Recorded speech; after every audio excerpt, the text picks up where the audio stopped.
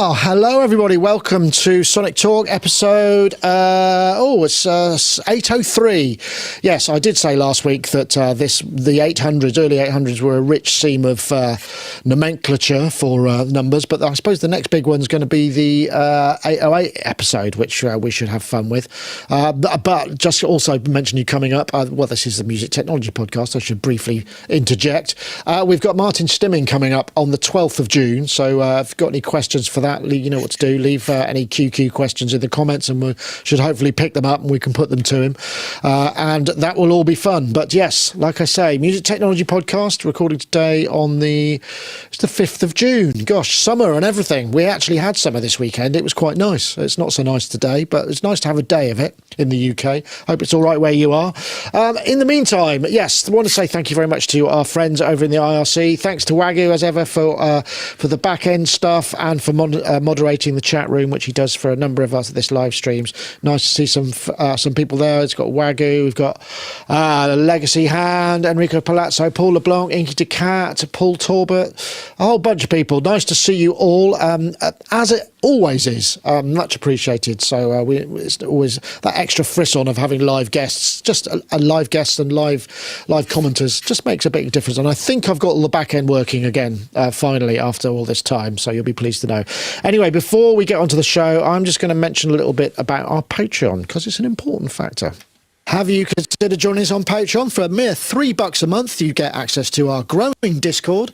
You also get access to ad-free versions of our editorial videos posted to YouTube. That's really handy these days, actually, considering the amount of the ads there are, and way cheaper than YouTube Red.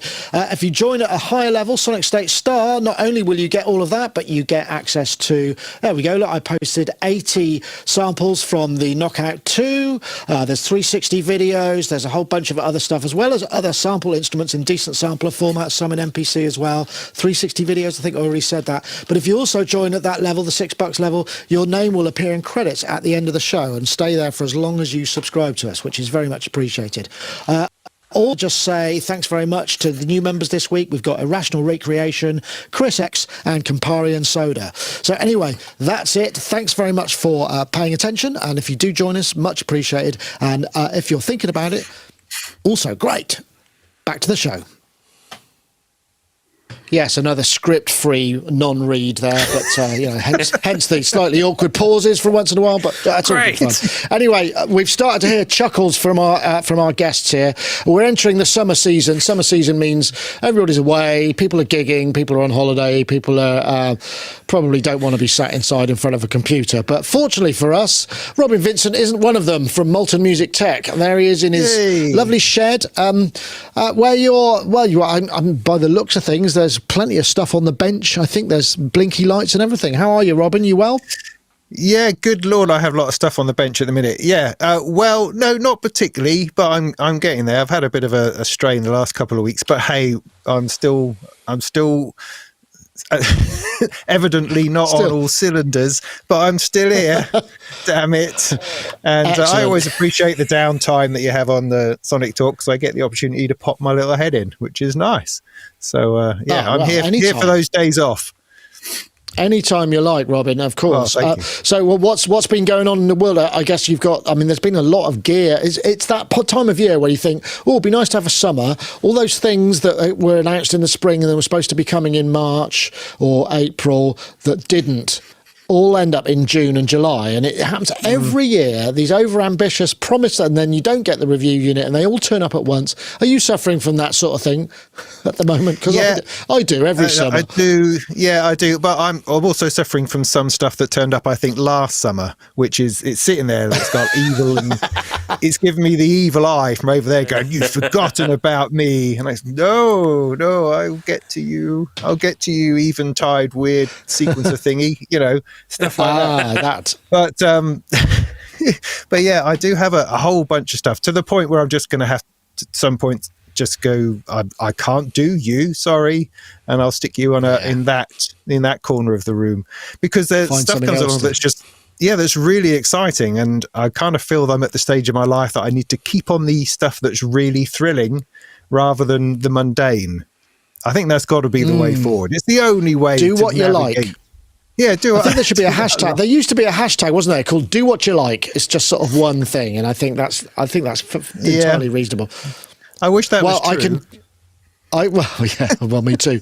Actually, I could carry it because I just posted the Knockout 2 video, and one of the first comments were, "Oh, I didn't think you were going to review it. It's been out for 7 months," and I thought, "God, hasn't it?" And where have you been? And I realised it actually had. Well, I was tardy is the answer to that question, but a really good fun piece of equipment, actually. I mean, I didn't do a full in depth of everything. In fact, there were a couple of things that I mentioned that somebody said, "Oh, if you do this in the then it stops that from happening," and I was like, "Okay, that's handy." So, but I love it. I think it's absolutely fantastic. 48 channels of full MIDI recording, aftertouch, CC control, velocity, pitch bend, the whole works. 48 track. I mean, you could only do, I suppose you could do 16 tracks if you're not doing on MIDI channels, but I mean, some really, really good, actually. I say it's worth coming back to some stuff later on. There's definitely some mileage in that because people have forgotten about things drip away, and also new features come out, new firmwares come out, things get fixed. And it's definitely, there's something about going 6 months later, 9 months later and going, here's a fresh look at this thing that you'd all... Well, that's very kind of you and generous, but that's actually not what happened. It's just I didn't get around to it. But yeah, I'll take that. What I should have said is that's what I did, wasn't it, really, rather than be honest. Anyway, lovely to have you, Robin. And, of course, we have Paulie Bow, who is there, Magical Synth Adventure. All your units seem to be in screensaver mode, or certainly a System 8 is. If that is a System 8, isn't it? That is a System 8.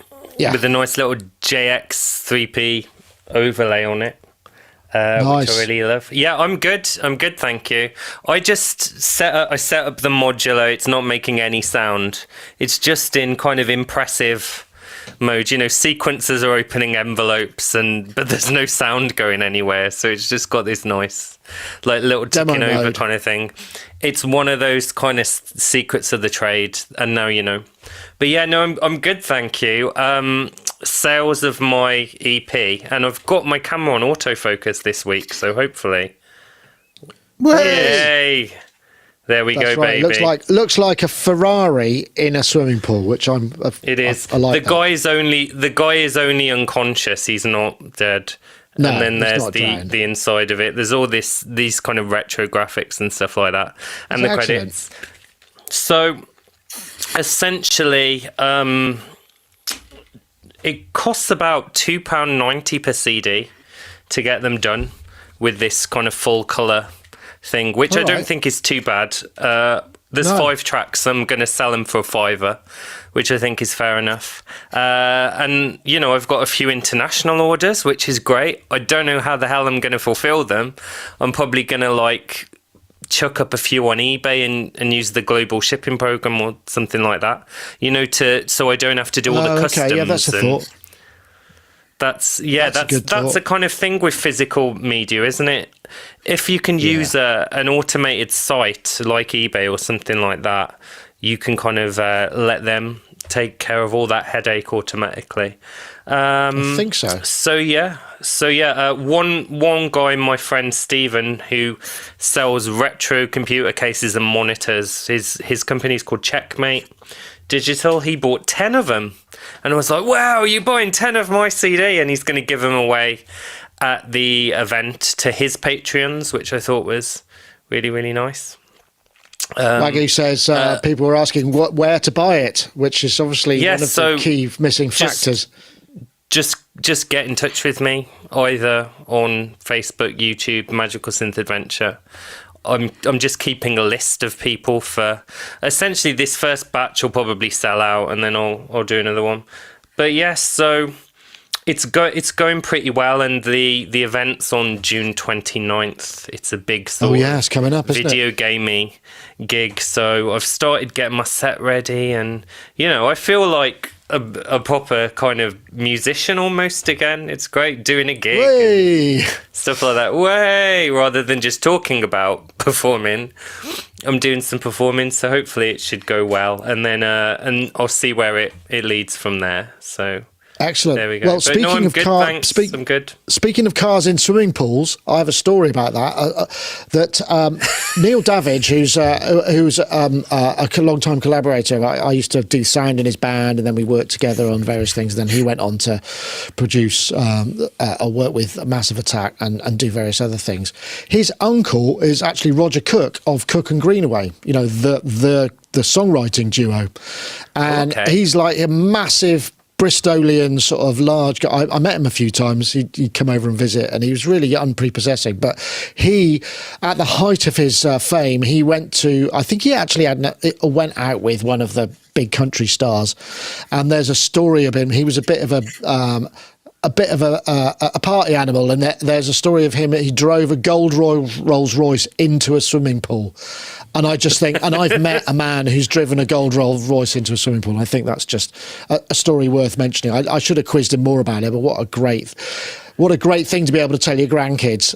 A gold Rolls Royce that drove into a swimming pool. Nice. At some sort of famous country and western starlet's house. I just think that's awesome. Proper anyway, it's got nothing to do with anything else. So, once you've sold enough of your CDs, you'll be able to do the same, but it might have to be exactly. That's the dream. Driving a car recklessly into a swimming pool is the ultimate.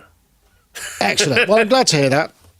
So what we got this week? There's a few things to do. I mean, as I say, it's a bit slow, but there's plenty of stuff to talk about. Behringer have started to kind of grab headlines again, but this time sort of in a good way, in that they're actually sort of shipping stuff, you know, things that haven't been around for a while. And this was a bit of a surprise to me, which I'll play because I'm interested in this because this is kind of quite a bold move, and I have to confess I am somewhat tempted. Now, as lead engineer for Midas and Behringer, the 1273 and 369 under John's leadership honours the original design. It's John Price, who is an engineer for sound integrity true Midas. To its legendary roots. This preamplifier does not aim to just replicate history, but revitalise it. So essentially what they've done is they've created a dual channel, essentially 1073 clone. John Price, who's one of the lead engineer at Midas, a real boffin. I remember because we worked with consulted a little bit on the Neutron, and I remember going up there and then saying, "Oh, I don't know why this isn't working." And John Price would fix everything. You know, why is there a ground hum on this? And he was, you know, he's worked at places like AMEC and stuff. So they've done a 1073. I mean, a 1073. Well, it's called 1273. It's going to be £575. 2-channel, but it's got combi mic line preamps and the classic Neve type band EQ. If you were to buy a 1073 single channel SPX, it would cost you about £1,500, or one of the original vertical channels, which doesn't have anything like the same amount of features, but would be original video. It cost you about $2,500. So it's quite a bold move. And I know it's not possibly the core stuff, but I'm kind of tempted. I'd love to hear. I've never been able to own any Neve gear. I don't know whether it's any good, but this is the sort of thing that I know Behringer can do, because I guess all of this stuff, 1073s must be the 1960s, so they must be the designs must be kind of probably out of copyright now, and most of the 1073s that are being rebuilt are being built by sort of high-end studio replicators. I don't know if Neve still make it, or whether it's some derivative of that, but it kind of looks like fun, and you know, in a way, I'm kind of quite keen. I don't know if have you ever tried any Neve stuff, Robin? I know you've tried some Behringer stuff, so there's some commonality. Some commonality. No, not as stuff. I'm a big SSL fan these days because they gave me a mixer, so I'm well into that area of things. I mean, I think ultimately, if Behringer can pull together the right engineers, they can make a decent product. I don't think there's any question with that. They've done it before. They can do it again. It all just comes down to, well, for me, it sort of tends to come down to the finish, whether it holds together or not. Yeah. And then how many people they squashed on their way to achieving it. You've got to put the body count next to the product ultimately. But it looks the business. It does. It looks really nice. In fact, I've got a Eurorack module that has very similar knobs, very much designed to look the chicken head like knobs are very desirable. Yeah. They are. They're rather lovely. So that and the grey and the burgundy sort of color matching. You can tell how much I know about the technology. I'm concentrating on the palette. So nice, I think. I struggle to find terrible things to say about it. The interesting thing is, I'm just trying to think. There was something else I saw with the chicken head. It was a audio interface that had a really big chicken head knob on it, and I think it was on the Noisy booth. And it was can't remember what it was. It looked really nice. It looked kind of expensive, but yeah, something about chicken head knobs that look pricey and scientific, don't they? There's a thing. Definitely. They have to have. You can't turn them. They have to click. Exactly. Give me research equipment kind of vibes all day. Absolutely fantastic. My preamp knowledge is severely limited because I've basically used Yamaha my entire life. Yamaha desks with like Yamaha kind of phantom power and gain stages and stuff like that. Bizarrely, my uncle also has that as well. I think he's got an 01V or something like that. So I'm not the best person to ask about this kind of stuff, but I was wondering, and this is just a general question out to everyone. You might know, the audience might know. Are there places you can go? Like, you can go loads of places, right, and test guitars. You can go loads of places and test synths and stuff like that. Are there many places you can go and test preamps? Maybe even take your mic, and go there. Doesn't matter if it's an appointment kind of based thing, and then just go and try them and see what you like. Because for someone like me, for someone like me who's grown up in a mainly digital world, I wouldn't know where to start with, other than referencing, Sound on Sound's classic tracks series, and they usually tell you what preamps and compressors they use on those classics. I wouldn't know where to start with finding, those sounds. And I think it's something missing in my kind of repertoire, really, and something that maybe is not taught as much or focused on as much these days. The back room of Turkey, circa 19. The back room of Turkey, love. Nice. Yeah, that'll be the place. We had a mic booth. Robin will show you around. Everything wired in, mate. Yeah, I can matrix this up and put any compressor through any microphone to any set of speakers, and I can talk nonsense about it because I've only been working here a week and I know nothing. But I can talk you into a sale. Would you like a Behringer compressor? Yes, sir. Cables with that. See, walking out the door already. Do places like that exist anymore? I mean, do other music shops still have that kind of rig set up? Because we genuinely had all of this stuff was wired through, and you could, theoretically, you could demo stuff through it. It was mostly. It'd be really useful. The answer, I think the answer is generally not very often, because those sort of units are quite. Or there might be maybe one or two, but there's going to be probably somewhere in London you could do something like that, and it's going to be the sort of place where, I need to kit out my studio, so you'd make an appointment, and if you're just going to go and buy a Behringer 2-channel preamp, they're probably not going to open the doors and make you a cup of tea. I think if you were buying, several channels of actual 1073, then it may, or however many channels, then it would. I mean, it's all about margins and the cost of it all. I mean, sadly, and I suppose in a way, what you do is you buy it on return and just kind of go, I'll try it out, don't like it, send it back. I mean, I know that the Midas preamps are pretty good, as are some of those later Yamaha mic preamps. I think on the DM3 and the high-end Yamaha consoles, they've got a specific, but they're very neutral. I think the thing about the kind of Neve, and possibly, I don't know if it's the Midas as well. I think they've got custom wound bit capacitors, or what, I can't remember what they are in there, but there's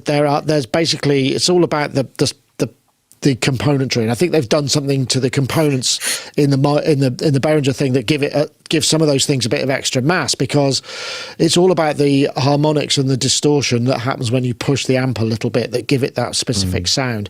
And I would imagine if John Price is behind it, who is a pretty well known analog engineer, like I say, worked in AMEC alongside Neve. I think Neve was actually there at the time, certainly in the building. I don't know whether they sat down and designed stuff together or anything, but he's bound to know a few of the tricks of the trade.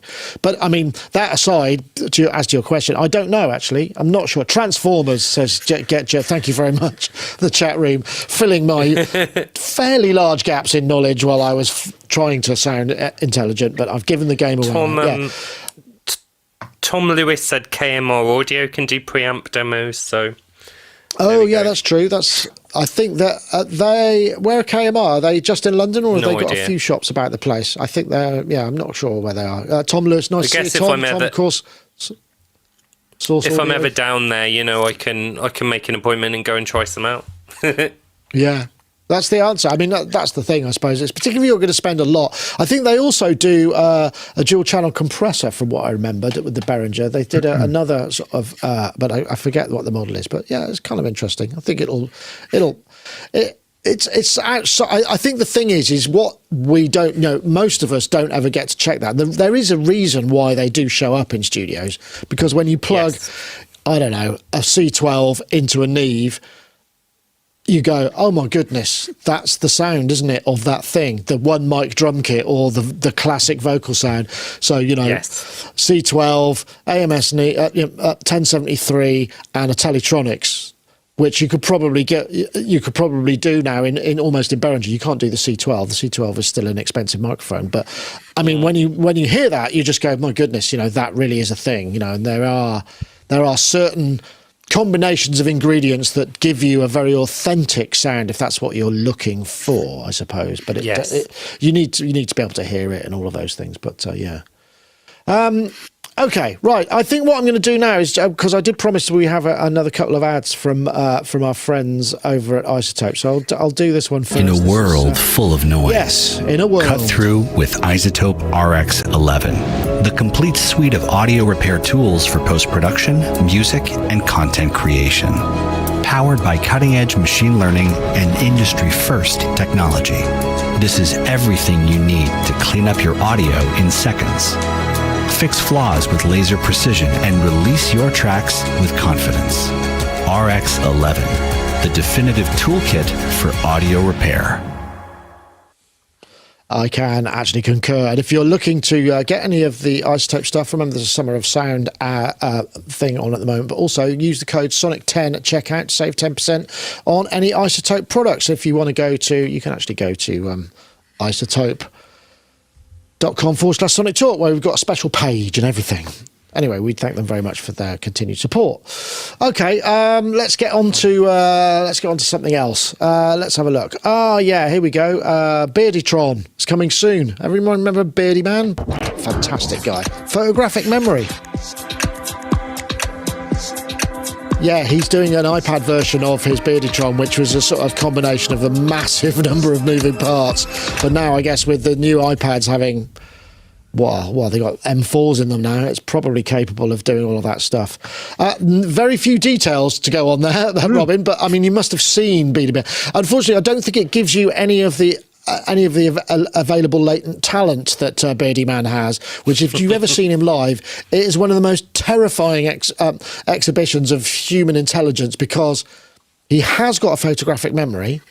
So when he's looking for loops, and so he knows exactly what he's looking for and where it is. So for recalling presets, going, I'm going to do a country and western thing, he knows where all of this stuff is, and he can remember, references from previous gigs. Or it's astonishing. We saw him in Bath. We did an interview with him with Gaz, and it was just mind-blowingly terrifying how good he was. So hopefully this will be good too, whatever it is.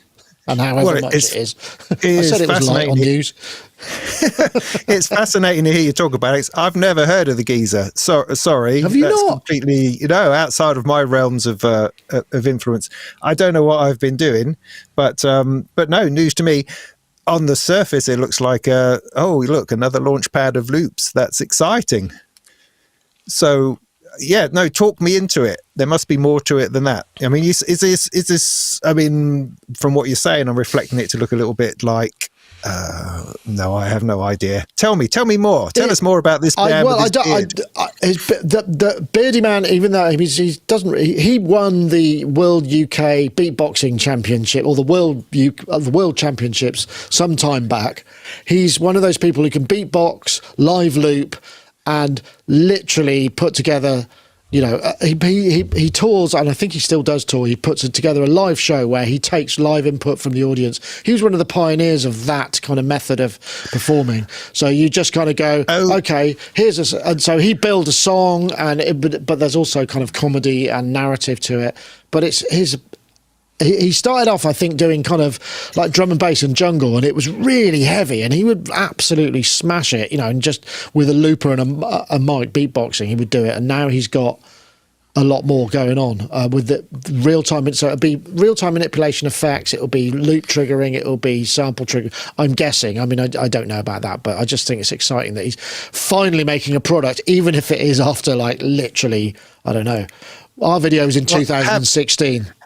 Having just Googled him, then he's a familiar face. So I have seen him. Was he the guy who couldn't do his set at Glastonbury because he just couldn't see all the screens because of the sun reflecting off everything? But that might be by the by. Oh, really? That's possible. But yeah, no, I think I know what you're talking about. I mean, I think what becomes interesting in any sort of product that's put together by an artist is that the artist comes with this huge weight of knowledge and experience, and trying to translate that into a product which then some other idiot can use, I think is a real challenge. So I'm assuming that within this thing is going to be all these ideas that he's got that no one has. It's almost like you haven't earned the right to even press the button. Yeah, because no one else can use it. You don't know the thought process that went into producing that feature on the screen. So it's going to be interesting to see how well that comes across.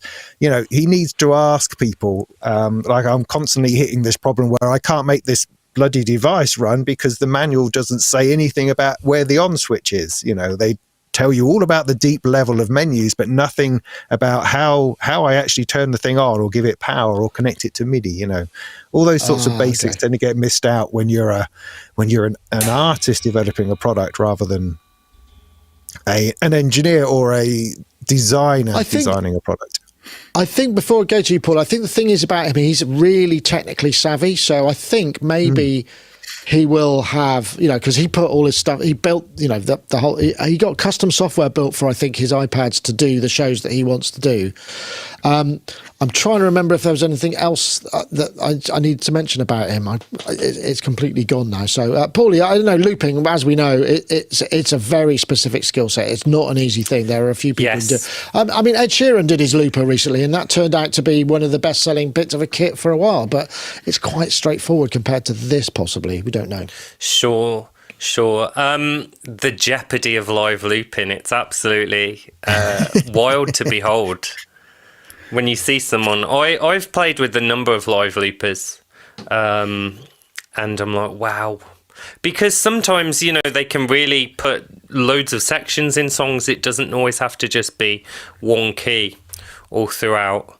And they come up with clever ways of, like, changing key and stuff like that, you know, or at very least changing the kind of mode that they're playing in. But yeah, as far as I understand, Beardy Man tried pretty much every looper that was on the market, including software, hardware ones. I think the closest one that got to his specifications was the Korg KP3 Chaos Pad.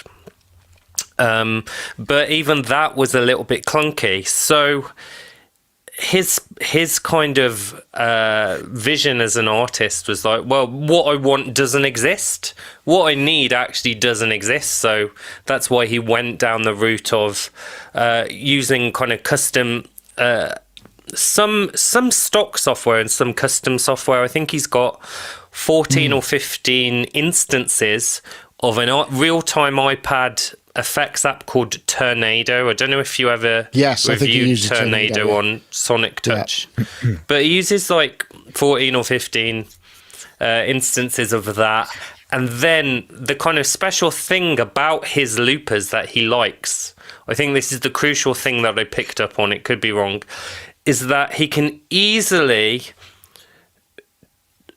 I'm guessing, I don't know if it's time stretch or just sample rate, kind of, pitch it in double or half or maybe even quarter divisions. Right. So he can take his loop and go bzoom, and all of a sudden it's like in half time.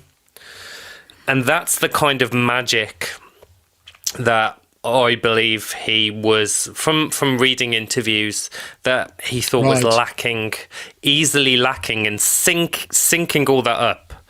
And then, of course, you combine that with the photographic memory, knowing where all the samples are, and you get quite a sort of special live mixture, don't you, of that kind of lovely interplay of man v machine that I love to see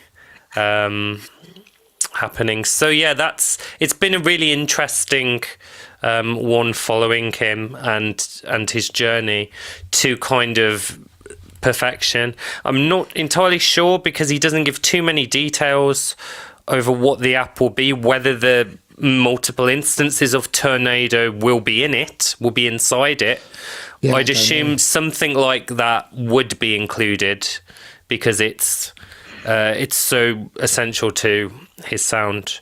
But yeah, it's interesting. We'll no doubt cover it on Sonic Lab at some point and see if we can do a poor imitation. Yeah, I don't know. Hopefully, actually, he's been in touch via Twitter, because we posted a news item about this, and so we might be able to get him on to talk about it, because he's great value. That's anyway. Amazing. He's just to be a great guest. He's just a very smart and engaging fellow. So yeah, hopefully we'll do a bit of that as well. That'd be fun. Okay, gosh. We're whipping through the topics. I mean, not that there were a lot. I tell you what. I'm going to do the. Let's see if I can do this one as well. We'll go back to our friends over at Behringer, because there's also. That's what I need. What's this? This is. There we go. So I'm going to go this way. I'm going to go. Yeah, another one that's coming out. This is actually shipping. This is the Syncussion SY-1, which is a really quite an obscure thing for them to model, to be honest. And I'm kind of glad they did. It sounds kind of interesting. Dual channel based on the Pearl Syncussion, which was the sort of poor man's. Well, I don't know what it was. It was the disco toms of the late 70s, early 80s, more than anything else. But it sounds like it's capable of quite a lot more. 2 channels. Standard Eurorack format, the Behringer format, SY-1, going to be $199, I believe. Although I think I saw it at $299. I'm not. I think $199 US. They've sort of started to go for it. It's quite an unusual bit of synthesis. Analog synthesis, percussion synthesis, and I'm kind of pleased that it's going to exist. I mean, because these are the sort of things they still go for. I don't know. They're still selling for £500, £600, £700, £800 if you find an original, and then obviously it would be subject to being working, I suppose. Paulie, Robin, do you do much in the way of percussion modules? I mean, is there stuff that comes across you get across in Europe? It's quite a big thing for 2 drums. Yeah, it is. But I mean, I'm very familiar with having an entire module for a single sound. A kick drum module that's got 15 knobs on it, and you're trying to craft some kind of individual tone out of these, the balance of all these knobs. So yeah, it's not unusual to go crazy on that, and it sounds like it's got quite a lot of stuff in it. I mean, it sounds like a lot of fun, to be honest. And something with sliders is simple. It's very, there sitting right in front of you, describing what it's sounding like, visually by the position of everything. So that looks like a lot of fun to play with. It's not particularly an inspiring set of sounds. I mean, we've heard it before and we left it behind, probably for good reason, but people like to reflect back onto these things, true. And I do lurk around in Behringer Facebook groups, and it is quite fascinating the sort of the fervor that's generated around each of these little nuggets of history that keep getting vomited out by Behringer. So there's definitely a market for it, because it's a fun box, it's a machine. I have no personal connection how many to it myself. how many do you think they'd have to sell to kind of make it worth all the R&D stuff? Because I mean, that's the thing. I mean, one thing I will say, I was disappointed not to see a CV pitch input, because then you could use each sound as essentially a bass line. I mean, that would be another possibility. So just to give it a little bit of extra, I mean, maybe that, but I couldn't see anything from the demo or from the inputs, but it would seem to make sense if you've got a couple of oscillators in there to have a CV input to mod it as well. It'd make a lot of sense, but I'm not seeing that yet. I know, Paulie, have you been exposed to the Syncussion? I've never seen one in the flesh. But I've always looked on it, with a lot of interest, basically. Especially because the original ones had these little, rather than pads, these kind of little toms that you could hit and go doo-ba-doo, doo-ba-doo, that you could plug in. Of course, Behringer are disappointingly just cloning the synth unit and not the little toms. Never mind. So people who are in a Village People cover band will have to go elsewhere for the disco toms. Triggering. Exactly. I've got a load of Simmons pads, which I'm going to sell. I've got a Simmons kit, and I'm selling a bit of kit. So I've got probably 8. I've got some nice ones. I've got some old ones, which are the Riot Shield material, which are not very nice to play, but still work. And I've got the modern ones for the SDS8, which I have an SDS8 brain as well. So that's cool. I want to get hold of a Simmons SDE FM synth drum module, which looks really, really interesting. But back to the SY-1, it's got a number of algorithms which make it more than just a kind of oscillator with a pitch envelope. Yes. So it's got an algorithm where there's it's basically 2-op exponential FM cross mod, and there's also one with 2-op of FM plus a noise source, or you can just have the noise source. Mix these sources together and then obviously put it into an LFO, which actually has quite a few waveforms, including sample and hold. It was like quite advanced for essentially what is just a drum synth. So I think that's why it's gotten a bit of a cult following. Now, I know that other manufacturers have already cloned the SY-1. Michigan Synthworks have done a lovely clone of it, but that was at boutique prices, so I think it was more like 500 quid as opposed to the 169 quid I'm seeing it on Google. And they also did a half module version. And also Blue Lantern did a module version as well, which I almost bought. I went for the weird XOR noise oscillator in the end from Blue Lantern, but I nearly bought the Syncussion. And those ones, of course, do have the benefit of having that pitch that you were talking about, because they're modular. They react to 1 volt per octave, and then you can get tuned sounds. To kind of finish off, I'm probably gonna now born because I love drum synths so much. They give you obviously a tweakable set of parameters, and you always end up with something cool and percussive.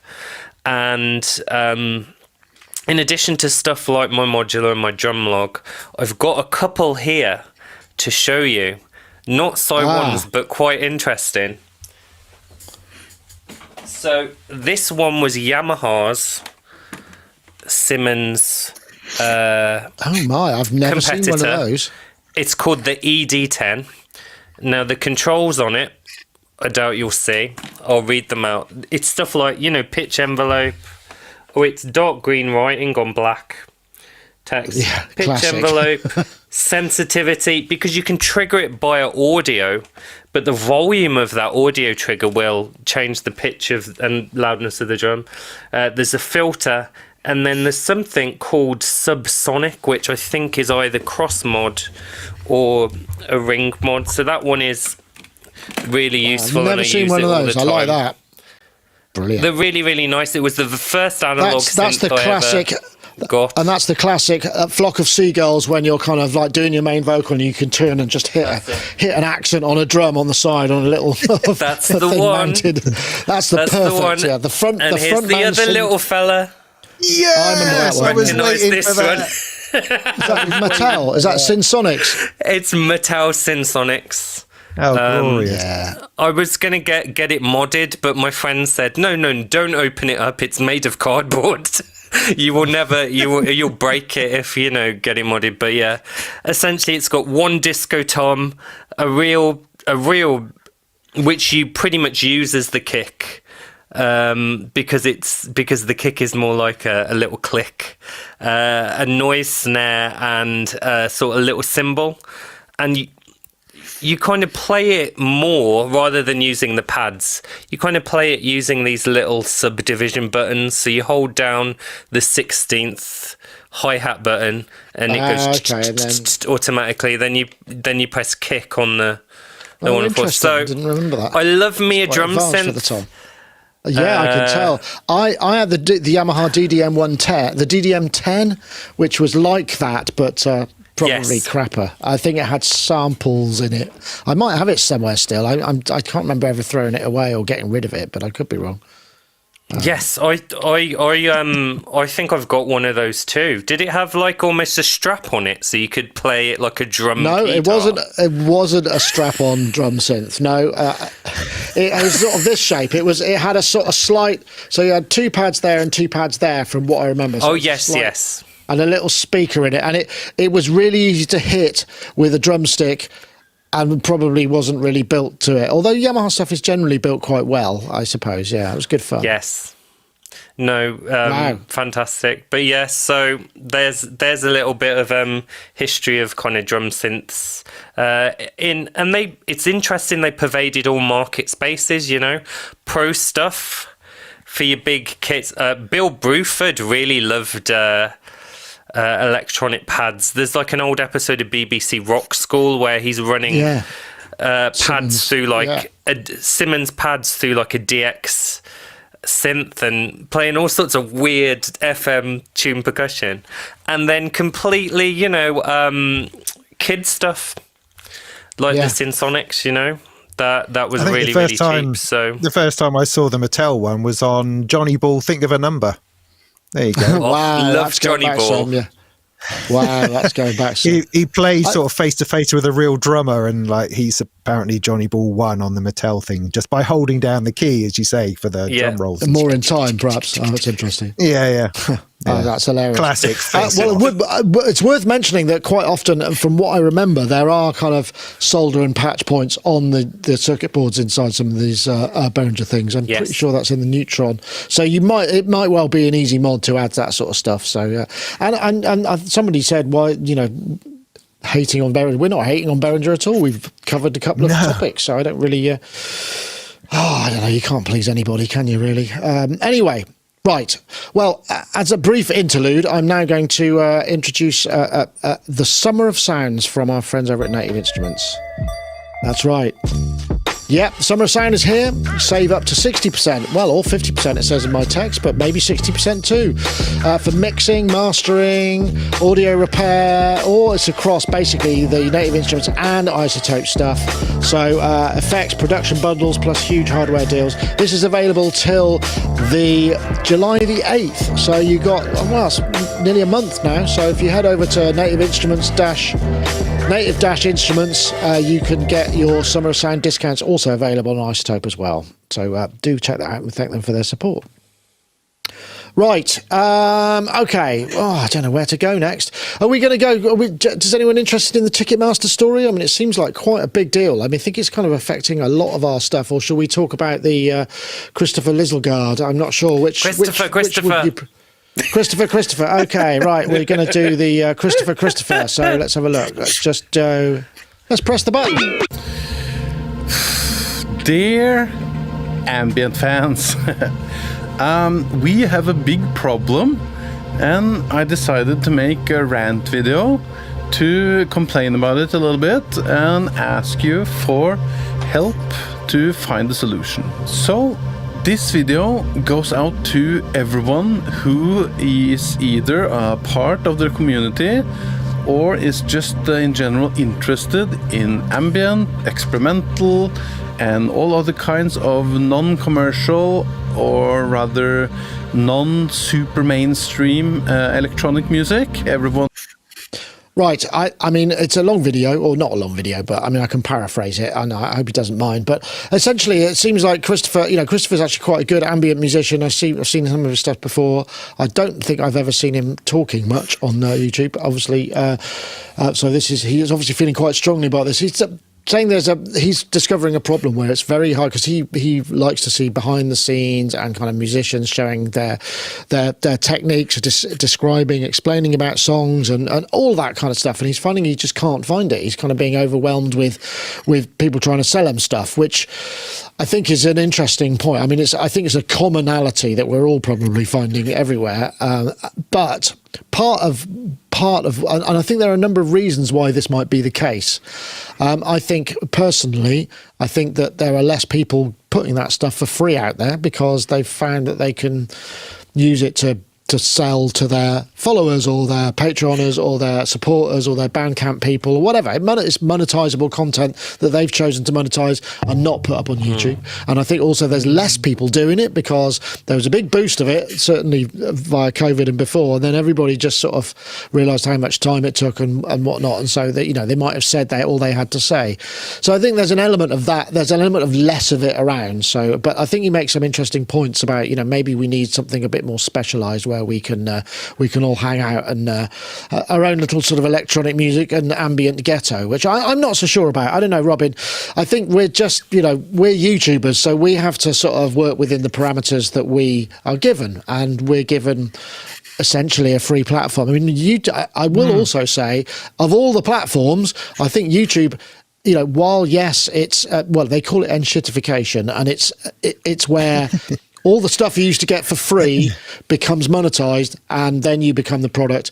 I think YouTube, while there's a lot of ads there, it's still, from a creative point of view, still reasonably well thought out. They take 30% of anything that you make money on, but that's not that it can generate way better than Spotify, for instance. So that's where I'm coming from with it.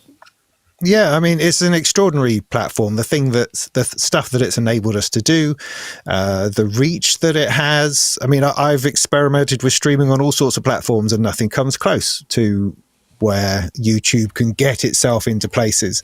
And also the very fact that I can say the words I'm streaming on YouTube is just extraordinary in itself. I'm a self-broadcasting entity that's reaching a global audience, which is completely bonkers, so there's an element of that we sometimes forget the extraordinary tools that are put in front of us. That doesn't mean we have to put up with crap all the time, or it doesn't mean it has to be something we don't want it to be, but it just makes me feel why is it we feel we have any control over that, or could ever have any control over that. We place ourselves in the hands of these extraordinary pieces of technology and these extraordinary companies who then use us for whatever it is they wish to do. Well, they need to make money. Yeah, exactly. They use us as a product. Okay, that's okay. I don't feel like a product. I feel like I'm still, have to put food on the table and walk down the shops, and I feel I'm mowing my lawn like a normal person. I don't feel any impact of that supposed oppression upon myself. My reality of it is that I'm given an opportunity to create and express and put what I feel is creative stuff out into the universe that other people can see. And that in itself is quite extraordinary. That doesn't mean that I'm allowing everything or I'm happy with everything. But the fact that I can do that is very much an overriding factor when it comes to trying to make sense of how it all works. Yeah, no, I think that's totally fair. And I think, to be fair, I mean, I'm not having a go at Kristoffer. I'm just thinking that maybe not at all. there was more of this stuff around that was enabled to fund. There's just less of it, and there's more stuff overall. So, given the way that I think the algorithms have to work, it's clear. I mean, I think to counter that a little bit, I don't know that there is less people doing the stuff. I just think there's more people on YouTube, more people making stuff. I mean, one of the things that I've come to realize through talking to my audience in live streams and stuff is that there are very different groups of people. There are some people who love talking about the artistry behind music, and yet there's quite a large chunk of people who have no interest in any kind of outwardly emotional connection to the music that we're making. And by that, I don't mean that in any kind of any way other than factual, in that there are lots and lots of people who make music because it is good for them. They're not interested in necessarily explaining how it makes them feel. They just know that it feels good. They enjoy the electronics. They like to buy the gear. They like to talk about the gear, but they don't want to talk about how it makes them feel. The same as they won't write lyrics for their music because they just want to make music. It's not about the lyrics. It's not about making a political statement. It's not about the warm fuzzies that I get in my creative path or navigating streams of emotional turmoil in order to produce it. They just want to make beats. They just want to make electronic music. And I think there's a large swathe of people who don't necessarily want to engage in how they feel about the music. They just want to talk about the gear, and that is completely fine. And I think there's probably more of those than we think. And I flip. Oh yeah, well there is. Things. I mean, that's why that's why this whole industry exists, because it's like, it used to be just people buying and playing guitars, and now there's a lot to do with synthesizers. It's interesting. I mean, I think one thing that Kristoffer mentions is maybe putting like a specific hashtag in the kind of video that means it's easier to find. That's actually a really good idea. So creating a kind of language that makes it easier for people to find, like a sort of secret word. And he says that with some sort of mirth, but I think actually that's not a bad idea. It's an interesting one though, because it does open up so many questions about the productization of creativity, the commodification. There's just so much of it. I mean, as we are now, it's like, if you want good stuff, probably going to have to pay for it, and that's fine. But people don't, as much as people moan about being advertised or having their privacy thing, paying for stuff usually trumps both of those complaints. Yeah. Can I just say that it was the most polite rant video I ever saw? It was like just, a rant proper chill. No. I'd say it was more amusing than a rant. Yes, so there were lots of things that came up for me in the video, and they've all gone out of my head. So I'm just going to regroup 1 second. I think the first thing he mentions is artists who want to just find the quickest way to beat the algorithm. I think that's definitely a real thing.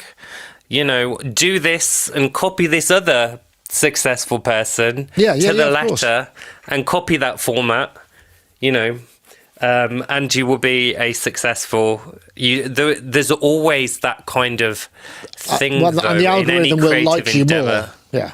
Yes, that's it, exactly. But there's a real pressure in that, though. There's a real pressure to do that. I mean, when you see, for instance, thumbnails is a really good example in how they change, they follow fashion almost. I know for a fact that videos that I do better if my face is on it going,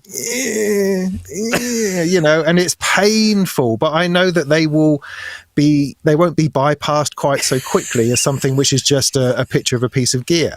It's just a reality. And so you see that in all the videos that get fed to you, is that nearly all of them have a face on them going, but sadly we then click on them going, what's that about? Go. But the thing is, as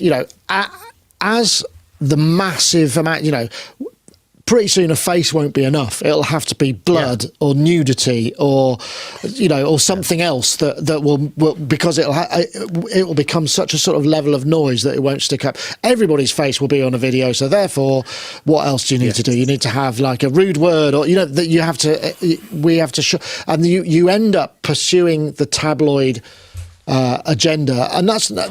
Yes. I'm not saying in a bad thing, but to stand out amongst a lot of other things, you have to do something unusual or more shocking or whatever, and that's what it leads to, and that's because of the volume of the stuff. Kristoffer actually is posting in the chat room, and he was saying, yes, can I pay? Where can I pay? Yes, you can pay, but you have to find individual people who are going to be doing it, because people don't put a lot of effort into a platform unless they know people are going to look at the stuff. That's the other part of it. You might do it, because you could make all this stuff on your phone and never post it anywhere, but the fact that you can put it on YouTube and somebody, like Sonicstate or Molten Music Tech might go, oh, have you seen this video? It's quite cool. And that might be enough. You might not be doing gigs or releasing material, but having recognition of some sort is enough, and that's absolutely fine. And it's just different forms of it, I suppose. What was I going to say again? It's gone out of my head. I'm sorry. Robin was saying about, what were you saying, Robin? I don't know. Some drivel. It was definitely some drivel, but I'm trying to remember what the specific thing was. Was it about groups of people? Some people liking to talk about emotion behind music, other people not. So, case in point. And I've got the email out. Kristoffer actually really liked my video on autism and said, YouTube doesn't get any better than this. Probably not in that accent, which I thought was really nice. And I made that video, but that video has not been anywhere near as popular as my videos about gear. Basically.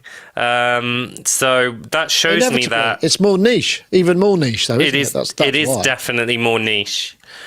But the kind of curiosity kind of level of people who go, gear, let's veer off into weird psychology, is less than people who are just on the straight and narrow and want to chat about gear. So I definitely think that's a realistic thing. And maybe if people like that more emotional, kind of quirky side of YouTube, then there needs to be some kind of collective, potentially,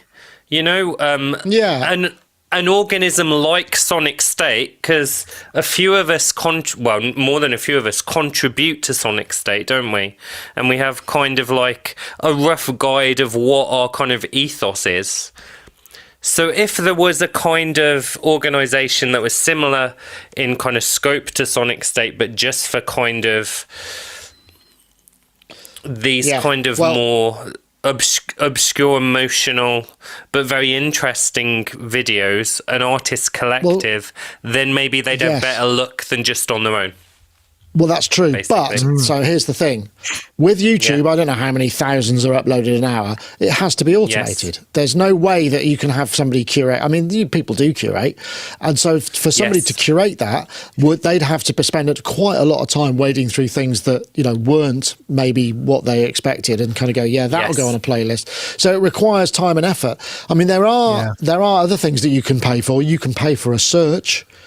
Perplexity or one of the other kind of more advanced searches that doesn't have any, or anything that's not Google, that's not driven by ad revenue. You pay your $10 a month and then you get a higher quality search results, and so maybe you will find more of what you're looking for, rather than using the inherent search and referral algorithms that are being pumped at you by Google, who are essentially trying to make money out of all the viewers. That's inevitable. So I think maybe it'll work that way. But if you're talking about a place where this stuff can be found, I mean, just the sheer amount of legwork and brain time and eyeball time you'd have just to sort of go, here's some good stuff, I'll add it to the list of good stuff. Oh no, now I've got 10,000 lists of good stuff. Now I have to think about how I'm going to organise it, which means I've got to go back and re-keyword everything. It's not an inconsiderable amount of work to be able to do all of that stuff.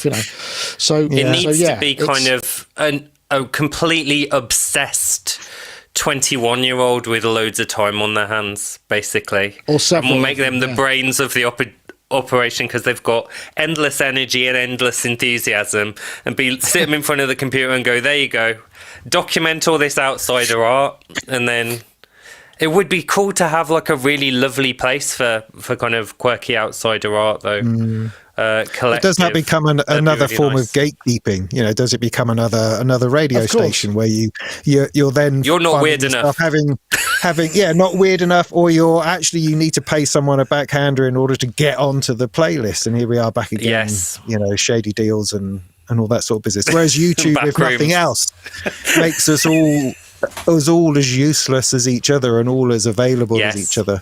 Potentially, yes. I mean, was Chris's problem that I say was Chris's problem that he wasn't able to find what he wanted when he actually searched, or was it just that what the algorithm was giving him? Because my algorithm gives me nonsense day in day out, but but then I search or I click on my subscriptions button and look that way. Yeah, I think there was an element of it, of stuff being,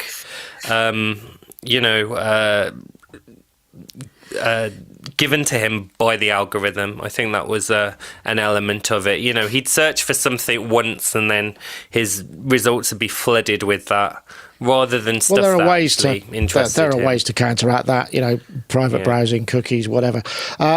Failed Muso, Robbie Pritchard, someone said sometimes if you want something to exist, you have to make it yourself, and that's not a bad that's not a bad concept, but I mean, it takes time. I suppose that's the thing. I mean, effectively, Kristoffer, you're asking, and it's not an unreasonable question, but ultimately for someone to make it the way you want it, it requires a considerable amount of time or money or will. But I think maybe a hashtag or something in the titles, that's a really good way to start things out, because that makes it searchable, more easily searchable maybe. And I'm sure with AI we could just kind of go, okay, go and find all the videos on YouTube that have got this as one of the keywords. I don't know if they expose that, so maybe that would be, so there are ways which we could utilize these things to help us find what we're looking for, but ultimately you need to pay for that service so that it's then not also, while you're here, here's a load of ads that we think are relevant to that stuff you've just searched for. That's what we want to avoid, I suppose, in a way. Interesting discussion. I mean, dear Alexa, please find me all of the videos by weird people with blue hair. Thank you. It's certainly viable, and it brings up another question, which is, all of this stuff is. It certainly now costs a lot of money technologically. All this AI stuff, which we are being told we needs to, but I think somebody sort of said somewhere that it was, if I wax my car, it's shiny enough. I don't need it to be any more shiny than the shininess it is. What's the point in making this even more of that stuff? I don't need any more of it. So maybe the point is we're looking slightly down the wrong tube. And everybody's trying to make money out of these huge investments that are going into this stuff. I mean, I think I'm speaking pre-show that NVIDIA, who are the monster in the room, they make basically all of the GPUs. They've got essentially a monopoly, but it's a perfectly legal one because they're just the best at it. $50 billion have been spent on NVIDIA GPUs over this sort of period of large language model stuff. And somebody was sort of totting it up. Only about $3 billion have been made in revenue from all the money that's been spent on that technology. So there's a big shortfall that's going to be made up somewhere, and it's probably going to be us that are going to be supplying that somehow. So it's just what do you expect for free? What do you expect to pay for? I think we're just going to end up paying for stuff. Maybe properly rather than by the back door. That would be my preferred way of doing it, perhaps. But we'll see. We'll see. Gosh, that's a bit of a deep philosophical question for the last one, but nice thought-provoking article, Kristoffer. And I hope, and I would like to say, a lot of people have posted some interesting comments, and maybe there'll be a bunch of people that go, actually, this is what we could do, and because sometimes you can game the algorithm, you can game the way it works to suit your own needs, and that's often the way that technology is advances. People kind of go, if I do this, this, and this, then the unexpected result is sort of what I want rather than what I'm getting. So maybe there will be a way. I think the call to community is also really, really good. What I liked about what he said is that he's always talking about community and always talking about how that there has to be something in our community that can make this work. And one thing that struck me actually is I can certainly do better at this of recommending fellow YouTubers' videos. You know, after I've done a video or in my video, say, hey, you know, check out these people, check out these people. I think as a community, if we reference each other more rather than seeing each other as competitors, which I think we do, well, you know, the business model drives us to believe we are competing with each other.